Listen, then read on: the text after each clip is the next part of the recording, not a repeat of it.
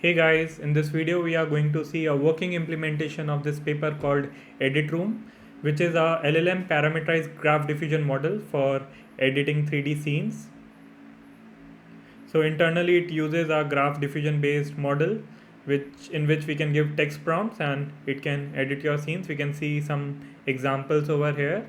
Rotating the black double bed with pillows and other objects, removing some objects and all. This is the actual paper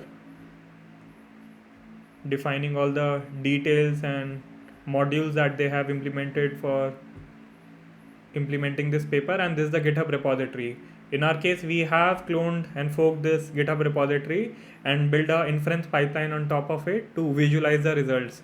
So as we can see, we have evaluation and training, but actual inference pipeline and visualization of the scenes after editing was not given. So we have cloned this repo and created our own pipeline for inference, and that is what we are going to see.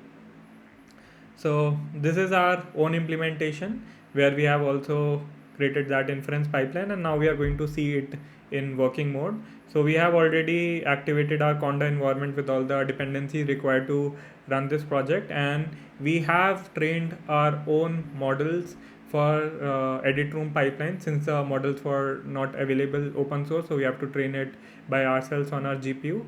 Once the training is done, we have given the checkpoints and the path of the model to make it work.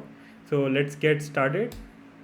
So here we have given a source scene ID which almost has 7 objects along with like bed, side tables, cupboard and sofa, and now we can give here our editing commands to edit the scene. So mostly these objects are there. So let's get started. Maybe we can start with a delete command. Delete the bed in the scene.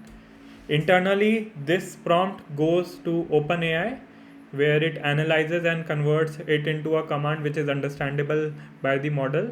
And there are two models running behind this. One is SG to SC, which is scene graph to scene, and then one is SG model. So internally, it occupies or like uses two model to do the generation. And once a generation or the output from the model is given, then we are like doing Blender rendering. So we have like already installed Blender, and whatever output was generated through the model, we have made it rendered through Blender and to visualize the result. So this is the generated data. I'll open it in my files to see the output. So we see the bed is not there now in the scene. Initially, like there was a bed present, but after the generation, this bed got deleted. There is like very innovative thing as well present in this model. So instead of removing one objects, we can also edit multiple objects as at once, and it will internally break down the input text prompt into multiple commands. So let's try that. So let me run the inference pipeline again, and this time I'll give some other prompt. So this time I am going to give remove all objects except bed and chair. So it should ideally break down this commands into multiple commands, which is required to remove all the objects except bed and chair. So as we can see, it is like internally converting everything. Remove object, ceiling lamp, removing wardrobe, removing table. So it will be like removing all the objects, and then yeah, generate Blender views for those commands. So internally it will have multiple commands, and for each step will be generating some Blender scenes to see how it is removing objects one after the other. So I think the Blender rendering has been started, and if I open this folder, we see edit 1, edit 2. So it will remove one objects in each edits. So let's start visualizing this. So let's see the output of edit 1 first.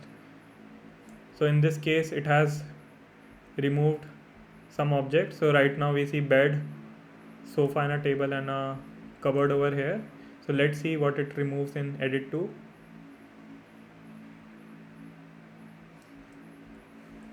So I think the chair has been removed. So we can also see the sequence actually in the inference pipeline, in what sequence it is removing the objects.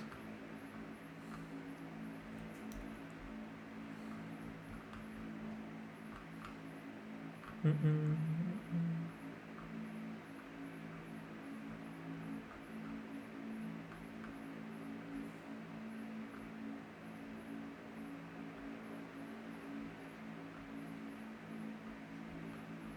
I think it is somewhere up in the generation command. But no, yeah, I think here we can see. So first of all, it removed the nightstand, then it removed a table, then wardrobe, then the ceiling lamp. Okay, let's see that. So in the second edit that we are currently seeing, it doesn't have the table. Uh, let's see in the next command it should remove wardrobe and then a ceiling. So let's go back and see that.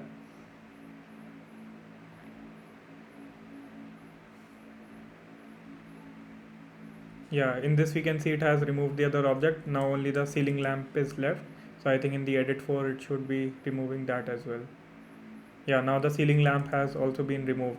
Only two things are left. There is like a table and the bed. And I think that was the input prompt key. We should remove all the objects except bed and a table, and it has successfully completed the thing. So yes, so this is the implementation of EditRoom paper that we have implemented to see it in working mode. And right now, yeah, it's working in only bedroom case, since we have trained the model only for bedroom cases, but we can also train it for other rooms as well.